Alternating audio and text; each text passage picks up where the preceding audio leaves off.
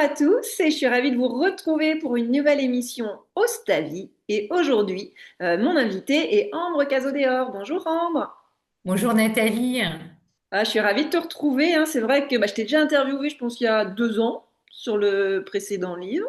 Tu m'as interviewé sur ta chaîne YouTube et l'émission de radio. Et on se Exactement. retrouve aujourd'hui pour ce beau livre que j'ai entre les mains. Et en plus, la photo, elle est belle, hein, on parlera aussi, hein, mais c'est vrai que là, on voit tout l'intelligence du corps en mouvement, les fondements de l'énergie et du mouvement aux éditions JMF Collection Mutation. J'ai tout dit sur la Oui, présentation. JMG. Un grand merci de me recevoir Nathalie. Je suis ravie moi aussi d'être avec toi aujourd'hui.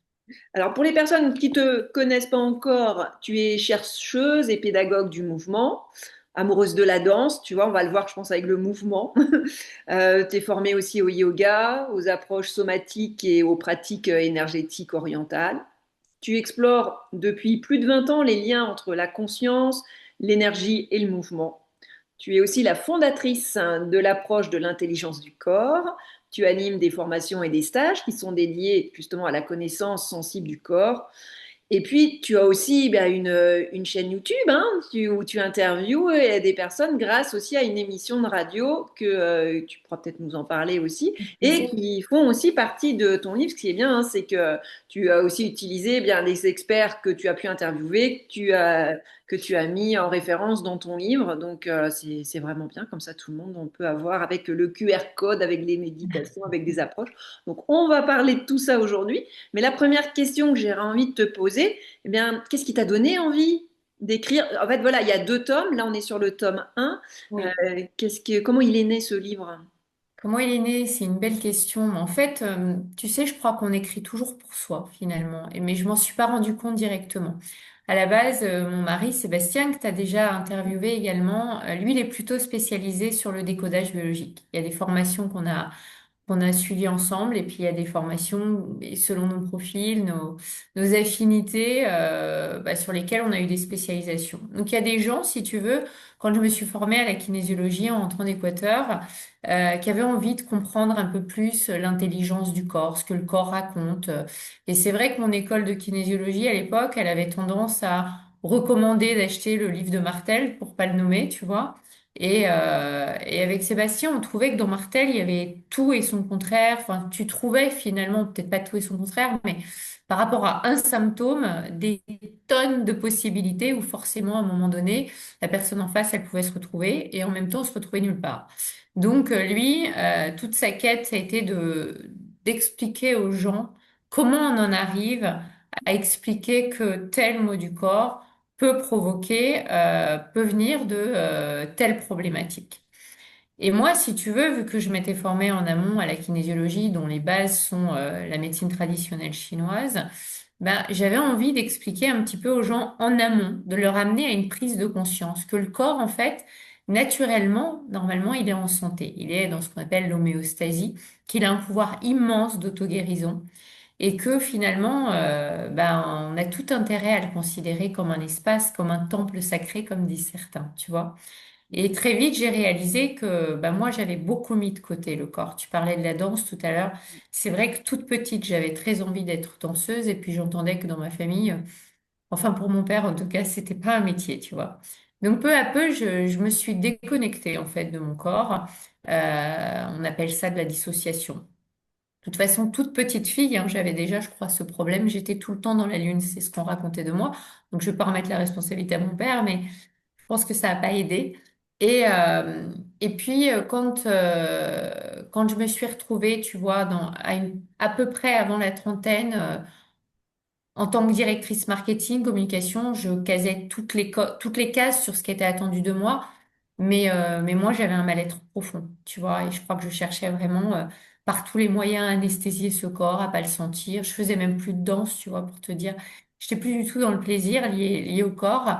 Et je crois que c'est vraiment ma rencontre avec Sébastien qui a créé un tournant dans ma vie, où je suis allée dans cette expérience de vie, le rejoindre en Équateur. Et là, j'ai découvert les plantes maîtresses.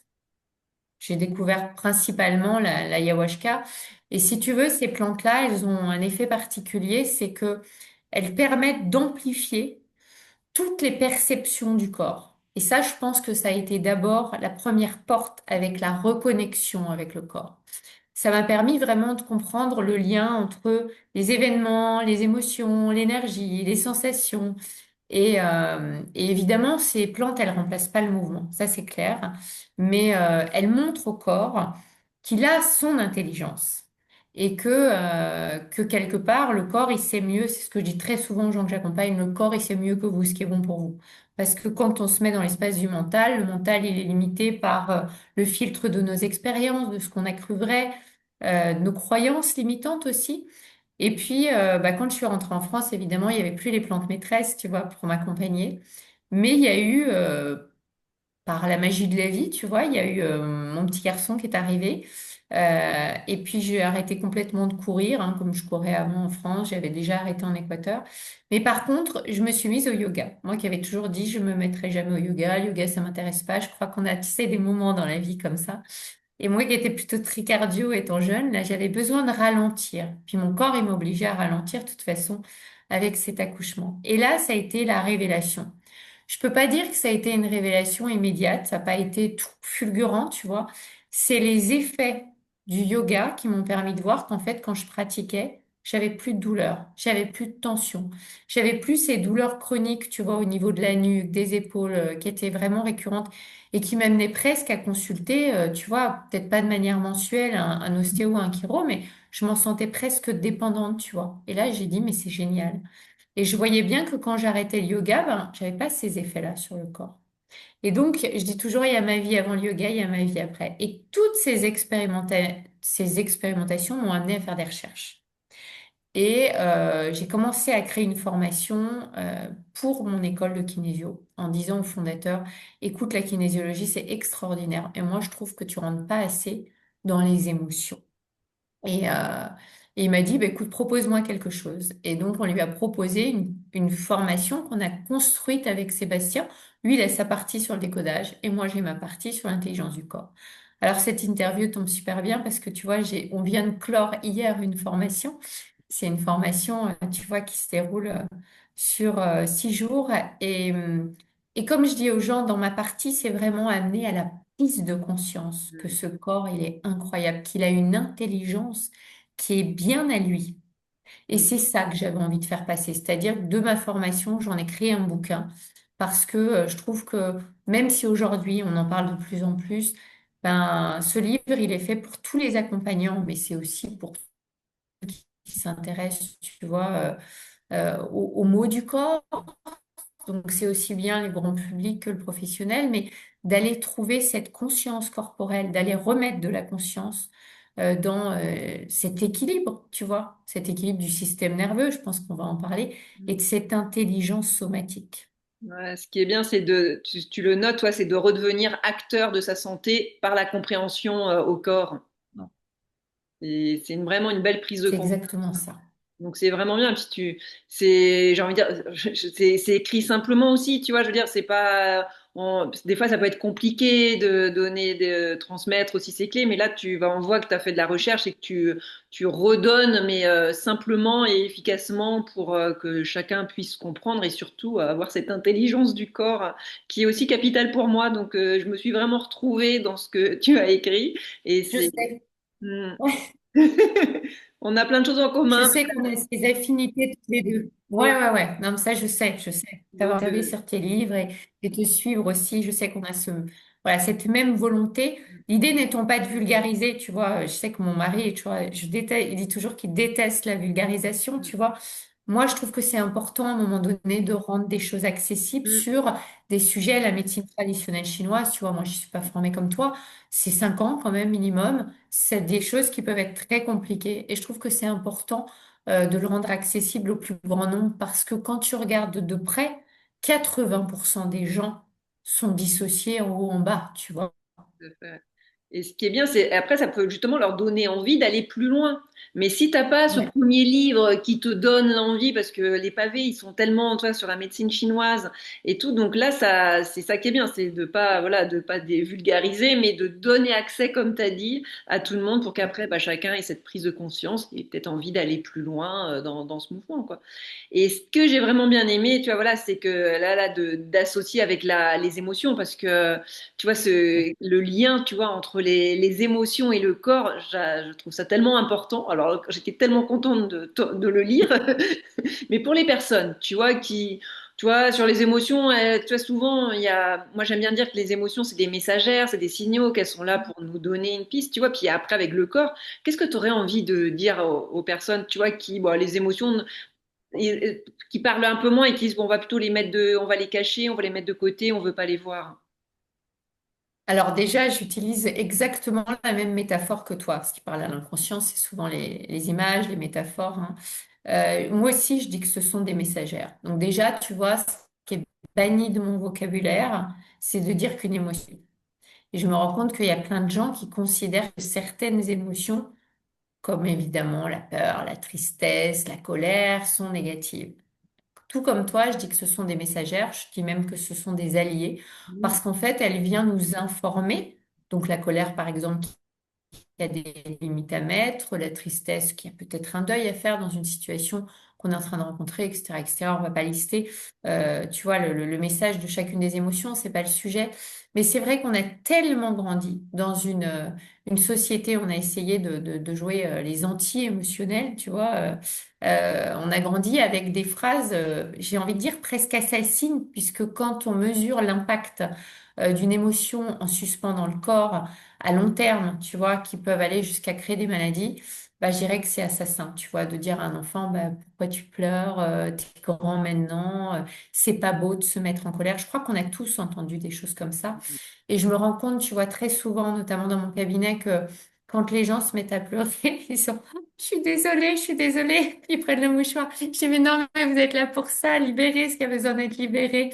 Et tu vois, c'est comme si même dans un espace en confiance avec un thérapeute, ils s'interdisent encore et c'est honteux de pleurer. Je crois que c'est Christian Flech, tu vois, j'ai pas la citation en tête, mais qui a dit quelque chose de merveilleux.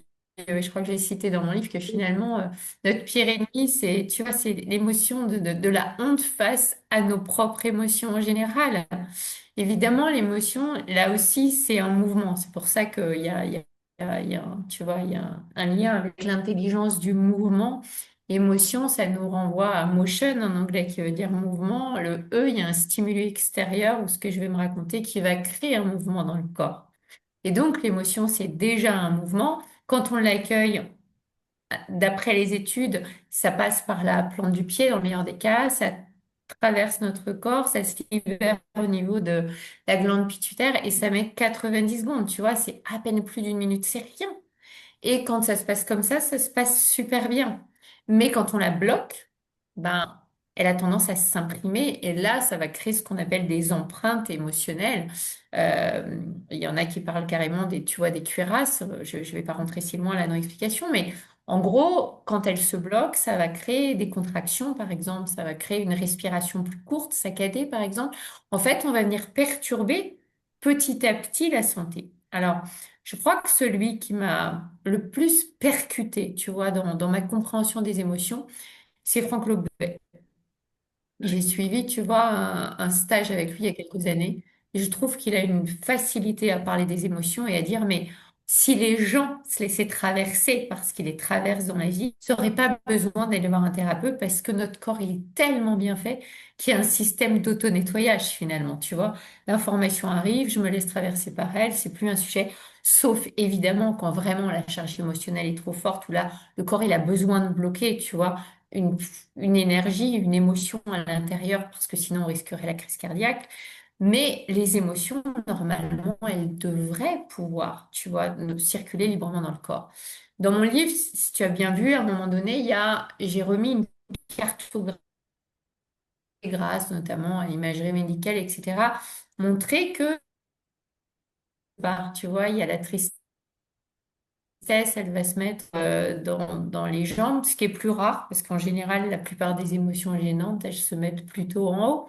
Mais selon l'émotion, si elle est agréable ou désagréable, ça va créer de la chaleur, ça va créer parle et elle va influencer directement notre santé. Si elle circule, l'énergie, elle continue à circuler à travers ce que les Chinois appellent les méridiens, ce que tu vois, les Indiens vont appeler les nadis, ces canaux, hein, qui ont été, voilà, dessinés depuis, des millénaires. Mais si elle se bloque, effectivement, il va y avoir une contraction. Et quand ces contractions, elles sont répétées, à un moment donné, le corps, il va fatiguer, le corps, il va se dérégler, le corps, il va se fragiliser. Je dis toujours, une émotion qui se bloque, ben, ça crée un malaise, un mal-être, éventuellement des douleurs, dans le pire des cas, des maladies, voire des maladies très graves, tu vois. Donc c'est vrai que les deux c'est d'abord une énergie en mouvement. Et, et sur le plan des neurosciences, j'essaye là pour le coup, je vulgarise un petit peu dans le livre, tu vois, avec notamment la reprise de la théorie polyvagale qui a été formalisée par Stephen Porges. Mais en gros, sur le plan des neurosciences, de la physiologie, on va dire que les émotions, elles vont déclencher évidemment des réactions physiologiques. Donc par exemple, on l'a dit tout à l'heure, le cœur, il va s'accélérer, la respiration changer. Les hormones, tout ça, ça a un impact. Et même notre système immunitaire, au bout d'un moment, va être obligé de s'ajuster en fonction de nos ressentis. Donc en fait, les émotions, le corps, l'esprit, tout ça, enfin, disons plutôt le corps et l'esprit, c'est les deux faces d'une même pièce et on ne peut pas les séparer. Et on ne peut pas séparer la santé de tout ça. Ouais, ça, je suis tellement d'accord avec toi. Je bois tes paroles. Ça fait tellement du bien. Merci. Donc, c'est vrai que pour les personnes qui nous regardent, j'espère que, voyez, vous allez y voir un peu plus clair si jamais, bah, voyez, vous aviez, bah, vous n'avez pas encore toutes les connaissances, et ce qui est normal, hein, et comme on a dit, hein, c'est vraiment aussi, bah, l'éducation et tout ça. Donc, mais maintenant, en fait, de savoir, moi, c'est grâce à la médecine chinoise, hein, de savoir que le corps et l'esprit étaient liés, ça a été une révélation. Et après, bah, voilà, c'est pour ça que ce sont des messagères aussi, ces émotions, et puis de les accepter. Et j'aime bien en fait le fait qu'elles nous traversent, quoi. Parce que souvent, bah, effectivement, surtout quand on est adulte, eh bien, on va bloquer et puis on va somatiser. Alors qu'un enfant, lui, tu vois, il va bouger quand il est en colère, il va crier, il va se rouler par terre et 2 minutes après, tout va bien. Mais c'est ça qu'on n'a pas. Et alors, est-ce que tu aurais des techniques justement pour un Et peu tu as raison de le préciser. Hmm. Pour se libérer, voilà, de ces émotions refoulées? Alors oui, oui, évidemment. Ouais, évidemment. Alors, il y en a plein des techniques Est-ce qu'il et y en a juste justement, une? je Comme ça, pense que si j'en parce donne qu'après dans les ce gens livre. ouais, regarderont dans le livre, mais si tu en avais une que toi tu aimes bien. Ouais, ouais, ouais. Bah, une simple, c'est vrai qu'en cabinet, on peut accompagner sur des techniques, tu vois, où vraiment on va mettre la personne en sécurité et c'est important et vérifier qu'elle est vraiment en lien avec son corps. Mais déjà, c'est se reconnecter à son intuition. On appelle souvent l'intuition le sixième sens, alors qu'en réalité, l'intuition, elle est fulgurante, on devrait presque l'appeler le sens, tu vois, parce qu'elle n'est pas limitée par l'espace et le temps. Elle est en lien avec le cœur, donc l'espace du corps. Et je crois que c'est important pour se libérer d'émotions refoulées, d'aller se connecter dans cet espace-là, tu vois. Euh, donc pour se connecter à l'intuition, bah, c'est assez simple, hein. C'est se reconnecter déjà à son ressenti corporel. Ça demande d'aller développer une écoute qui est vraiment attentive au niveau du corps, mais de ses sensations. Donc déjà, c'est se poser, c'est ralentir, parce qu'on a faire dans le faire plutôt que dans l'être. Donc c'est se poser, c'est ralentir pour pouvoir faire taire un petit peu cette voix du mental qui est très présent. Un peu le principe de la méditation, tu vois. Ça permet d'entrer justement dans l'instant présent. Ensuite, on va faire la technique très simple d'un scan du corps. Donc, je vais commencer par exemple, tu vois, peu importe, par le sommet de ma tête, par exemple, jusqu'au bout de mes orteils. Et là, je vais aller observer dans ce scan les émotions que je peux sentir pour aller justement faire le lien entre les deux. Je vais aller écouter en fait mon intuition et puis à l'image de la Bible, on va dire, qui dit demandez et vous recevrez, je vais aller poser la question clairement. Tu vois, on sait aujourd'hui en physique quantique que là où va l'attention, l'énergie suit. Je vais aller demander, tu vois. Je vais aller poser une question simple pour savoir s'il y a des émotions qui ont besoin d'être libérées. Je vais juste poser la question. Et puis, je vais observer sans juger, tu vois, déjà, si j'ai une question particulière à poser, je vais aller sentir si c'est lourd, si c'est léger, euh, qu'est-ce que je peux libérer là à ce moment-là. Et puis, je vais vraiment toujours être dans mon scan du corps. L'émotion, elle se loge à un endroit, on le sait avec la médecine chinoise, tout fonctionne par analogie. Donc, tu vois, une émotion qui est bloquée dans la dans le foie, ça peut raconter la colère. Dans les reins, on va plutôt aller dans l'espace, tu vois, libérer une tristesse, etc., etc. Donc, je vais vraiment être attentif. Et puis, en plus, le langage, je le disais tout à l'heure, il fonctionne par image, tu vois, comme l'inconscient, il est logé dans le corps pour moi. Donc, en général, on va sentir, tu sais, une boule au ventre, on va dire, ou une boule au niveau de la gorge, ou je vais sentir la poitrine serrée. Et puis, à partir du moment où je vais porter mon attention dessus, l'émotion, elle n'a pas besoin pour pouvoir se libérer. Je vais y mettre ma respiration, mon attention. Et déjà là, l'émotion, elle a un espace d'écoute qui lui permet, en fait, de se libérer. Alors, on n'est pas obligé tu vois, d'être dans les larmes pour libérer une émotion. Une émotion, ça peut être, tu vois, un soupir, ça peut être un tremblement qui se présente au niveau du corps, ça peut effectivement être une larme aussi, ça c'est certain. Et puis tu l'as dit, il y a quelques instants, tu as dit à un enfant, ben, tu vois, ses émotions, il passe des rires enfin, il passe du rire à la colère, aux larmes en quelques secondes, et tu as dit, il va bouger. Le mouvement aussi. Aujourd'hui, on parle de plus en plus des mouvements somatiques. Et c'est vrai que, bah, tu vois, le checking, ça peut être un bon moyen de libérer une émotion. Donc, si on est assis pendant qu'on fait cet exercice très simple, on peut déjà bouger un petit peu les épaules, tu vois, ou les bras, ou la tête, pour aller aider l'émotion à circuler librement dans le corps. Et puis c'est tout, c'est un espace de non-jugement. Après, on peut aller, tu vois, aider le mouvement à recirculer librement, puisque si on rajoute, par exemple, de la visualisation, hein, c'est un petit peu le principe aussi hypnotique, on va utiliser tous les sens, images, etc. On peut aller chercher une image qui nous permet d'aller sentir la libération à travers, par exemple, l'image de quelque chose qui nous évoque du léger, du beau, du relâchement dans la zone où justement l'émotion, on l'a sentie présente, pesante au départ. Et puis après, bon, on voit le début des méridiens, la fin, les orteils, les mains, et puis on ouvre les yeux quand on se sent prêt. Ça déjà, tu vois, c'est quelque chose de très simple qui prend vraiment quelques instants et ça suffit pour aller libérer. Mais on a tellement appris à se couper parce qu'on s'est dit, bah non, mais là, je vais pas me mettre en colère, tu vois, ou je vais pas me mettre à pleurer. Ah, déjà, merci pour ce bel exercice parce que je pense que voilà, c'est vraiment accessible à tout le monde et comme ça, tester, vous voyez déjà, puis après, bah, de se faire accompagner, c'est encore mieux parce qu'on est guidé et vous aurez juste à ressentir et à libérer par le corps. Mais il y a vraiment, bah voilà, ce côté mouvement, en tout cas, de pas rester chez soi à ruminer quand il y a ces émotions et tout. J'ai envie de dire même aller dehors, aller marcher, aller bouger le corps. Et c'est vraiment ce que tu transmets avec cette intelligence du corps en mouvement. Si il y a tellement de choses, on va pas aborder toutes les thématiques et comme ça vous permettra de lire. Mais tu vois, tu parles aussi de l'enfant intérieur, tu reparles de recentrage. C'est vraiment, il y a vraiment plein de domaines qui, il est vraiment, c'est pour ça que c'est vraiment très riche. Et en plus, eh ben à chaque fois, ce que j'aime bien, c'est qu'il y a des expérimentations. Tu vois, je montre un petit peu comme ça pour les Avec personnes. plaisir. Donc Merci. c'est vraiment bien parce qu'on a tout de suite la pratique. Tu nous donnes les exercices à faire et puis après il y a le témoignage des personnes. Il y a ton mari qui intervient aussi, qui Ouais. témoigne dedans. Donc c'est vraiment c'est très riche. Donc il y en a, j'en dire, il y en a pour tout le monde dans le sens où bah quand on a envie bah de d'en apprendre, on parle souvent de l'intelligence intellectuelle, mais l'intelligence du corps c'est aussi très très très important. Oh Si oui. Et j'ai toujours le cœur, vraiment, il nous relie à plus grand que nous. C'est en ça que c'est intéressant d'aller développer cette intelligence innée. Tu Ouais. vois qu'on n'apprend pas à l'école.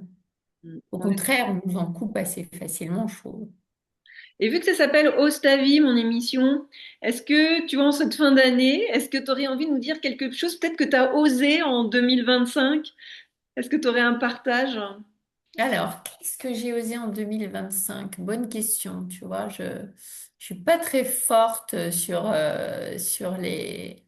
Quelque chose que sur tu as la aimé, ou alors quelque chose que technologie. tu as aimé faire en Ah, 2025? que j'ai aimé. Ah bah, tu sais, moi, je suis vraiment dans la gratitude de pouvoir animer, tu vois, mon émission de radio en partenariat avec Radio SO à Montauban parce que ça me permet, moi, je lis énormément et ça me permet de dévorer des tonnes de bouquins et d'interviewer des spécialistes, tu vois, dans chacun des domaines. Moi, j'aime bien chercher partout. Je vais pas forcément me spécialiser dans, tu vois, dans un domaine. Évidemment, je suis une chercheuse hein, au niveau du corps, des émotions et comme je le disais, on fait les choses pour soi d'abord. Donc ça déjà, tu vois, beaucoup de gratitude par rapport à ça. J'ai osé en fait demander à des très grands spécialistes dans mon bouquin. Hein, il y a quand même des grands noms hein, et je les remercie au passage. Je sais plus qui apparaît dans le premier et dans le deuxième puisque le livre a été scindé en deux tellement il était gros. Mais voilà, il y a des gens comme Patrick Drouot, comme Christian Maury, comme Luc Baudin. Enfin, tu vois, vraiment des gens incroyables dans leur domaine. Donc ça, pour moi. Ça a été fantastique. Donc, gratitude pour ça. Je continue à animer mes stages sur l'enfant intérieur. Tu en parlais dans le livre. Pour moi, tout part de l'enfance. Et surtout les émotions bloquées, on y revient toujours en cabinet. Tu vois, une émotion, c'est une mémoire. Donc, on revient toujours à ce qui n'a pas été digéré, ce qui n'a pas été peut-être mal vu aussi, parce que les émotions, c'est aussi, très souvent, il y a une distorsion cognitive. Hein. J'ai mal interprété un truc, ça provoque une émotion, alors que vu sur un autre angle, ça change tout. Euh, c'est toujours, je le disais, on continue à former sur le décodage biologique, l'intelligence du corps, ça c'est top. Des nouveaux projets, j'aimerais bien animer des nouveaux stages. J'ai repris ici cette année, ouais, on a déménagé avec Sébastien, toujours sur Montauban, et j'ai repris des cercles de femmes que j'anime toute seule maintenant. J'adore donc à chaque fois des thématiques qui nous réunissent, tu vois, et qui développent la sororité. Donc avec des thèmes très inspirants, des oracles, des hypnoses, des thèmes sur la rétrocausalité. Donc ça, ouais, tu vois, c'est un truc que je continue. Et puis des petits projets en tête, pas forcément là de suite d'écriture, mais peut-être de partenariat avec peut-être une comédienne qui m'est chère. Ça serait bien ça pour 2026. C'est chouette, ce serait chouette. On met la graine. Voilà. Tu vois, quand je t'ai posé la question au début, qu'est-ce que j'ai osé ou qu'est-ce que j'ai bien aimé, ça venait pas. Et alors que tu as vu, tout s'est déroulé après. Ah ouais, ouais. Bah, bien aimé, il y a plein de choses que j'aime. J'ai vraiment une gratitude infinie, tu vois, pour mon... Ouais, mais tu as osé aussi à la base. Tu vois, je veux dire, tu vois, Ouais, quand les cercles des femmes, c'est osé. Tu vois, c'est pour ça ouais, que ouais, ouais. Bien sûr. je te le remets au centre, tu sais, Ouais, ouais, t'as raison, pour t'as te dire raison. que des fois, je pense que ça a l'air d'être naturel pour toi, tu Ouais. vois, de le faire, mais non, tu vois. Non, non, Euh, non, t'as raison. Dans l'intelligence du corps, tu vois, j'anime cette année donc un cours de yoga et hypnose et en nouveauté, effectivement, un nouveau cours un dimanche sur deux aussi où je sors du yin yoga pour aller plus sur toujours un yoga doux, mais plutôt hatha, tu vois, plutôt dans les fondements. Et ouais, ouais, c'est des nouveautés, ça, c'est vrai. c'est bien. Est-ce que tu aurais un dernier message à transmettre sur ton livre ou sur la vie ou sur l'année 2025? Je fais large. Super. Sur mon livre, que je remercie vraiment tous les gens qui ont participé à cet ouvrage. Un petit mot sur le second qui suit, puisqu'en fait, il a été découpé en deux, et ça aussi, j'ai trouvé ça rigolo, tu vois, avec mon chemin de vie où je me suis sentie quand même pendant longtemps, on va dire, un peu dissociée. Donc, tu vois, qu'il soit coupé en deux pour aller d'abord de l'intelligence, du corps au mouvement le deuxième, il s'appelle de la conscience au mouvement. Et le deuxième, il propose énormément de QR codes aussi, d'intervention d'autres spécialistes également. Il met en avant énormément de pratiques quotidiennes, tu vois, autour du mouvement. Donc, celui-là, il devrait voir le jour cette année. Et puis, petit mot de la fin, un grand merci à tous les auditeurs déjà de ta chaîne, de la mienne, de tous ceux qui nous suivent et de tous ceux qui choisissent de mettre plus de conscience dans leur vie, C'est beau ce que tu participer dis. à la faire grandir, quoi, notre conscience collective. Merci beaucoup hein, pour ce partage. Donc comme ça, je pense que là, je remontre encore une fois si voilà pour la fin de l'année, en plus petit cadeau de Noël, hein, c'est bien, hein, tu vois, Merci. de remettre du mouvement et voilà de bouger. En fait, tu vois, en plus c'est des choses simples. on n'était pas dans des choses compliquées, mais il faut prendre le temps. En tout cas, il faut se donner le temps déjà de le lire, de mettre en pratique. Et il y a tellement d'exercices, et puis donc ça permet d'y aller progressivement.